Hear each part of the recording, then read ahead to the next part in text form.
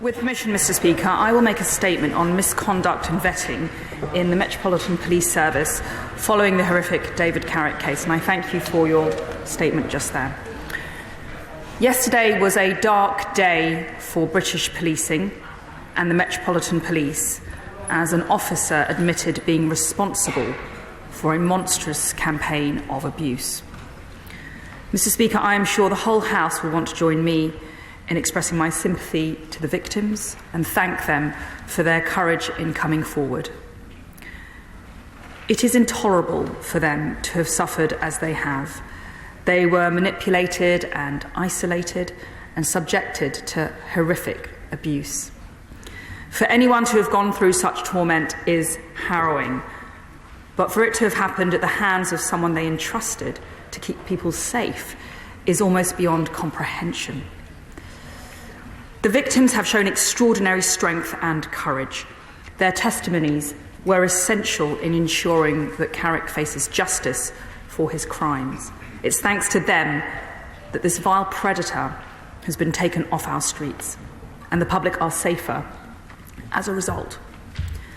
Mr. Speaker, the police perform a unique and critical function in our society.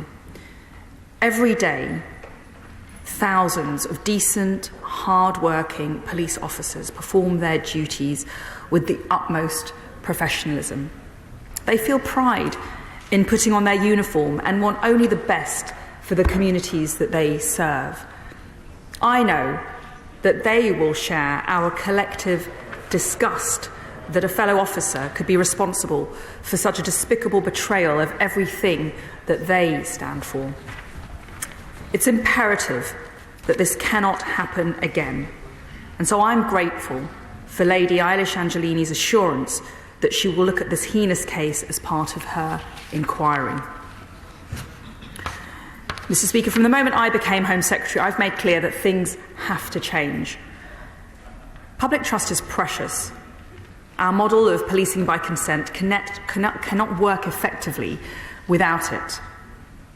I discussed this case yesterday with the Commissioner of the Metropolitan Police, Sir Mark Rowley, and I'm encouraged by the action that he has taken so far with his team to root out officers who are not fit to wear the badge.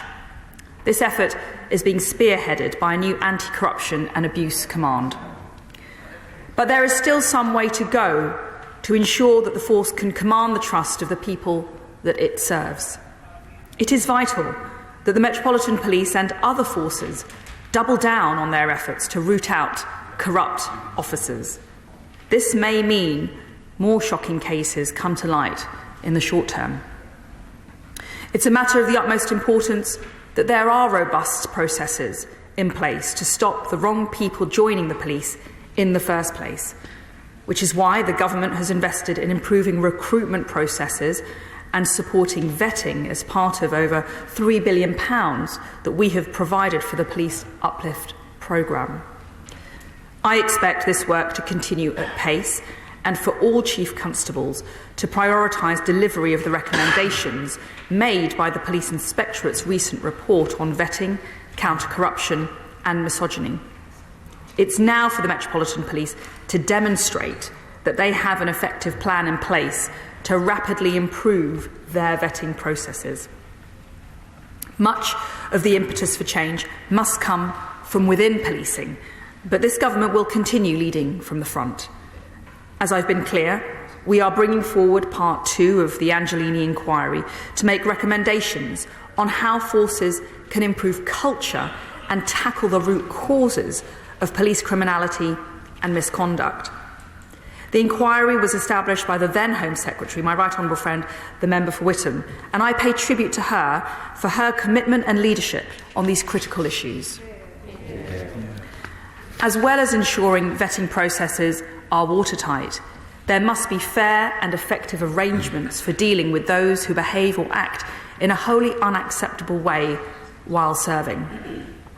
Baroness Casey has recently identified concerns with the misconduct and dismissals process within the Metropolitan Police.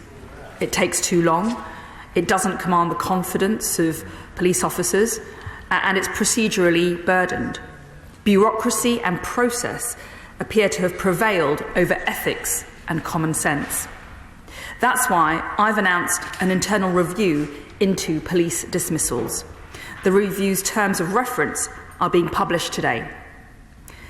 Mr. Speaker, this case will rightly throw a spotlight once again on women's safety. No one should suffer abuse or feel frightened or harassed, whether they are at home, out and about, or online. We are taking concerted action to prevent violence against women, support victims and survivors, relentlessly pursue perpetrators, and strengthen the system as a whole. On rape specifically, we are focused on delivering improvements across the board so that victims get the support they deserve and cases are pursued rigorously from report to court. There have been some important steps forward since the publication of the Rape Review in 2021. The number of referrals and charges have increased nationally, while new operating models for the investigation and prosecution of rape are being developed through Operation Soteria. Mr. Speaker, none of this can undo the suffering of Carrick's victims. But I can assure the House that this government will not shy away from challenging the police to meet the standards we all expect of them. Change must happen, and as Home Secretary, I will do everything in my power to ensure that it does. I commend this statement to the House.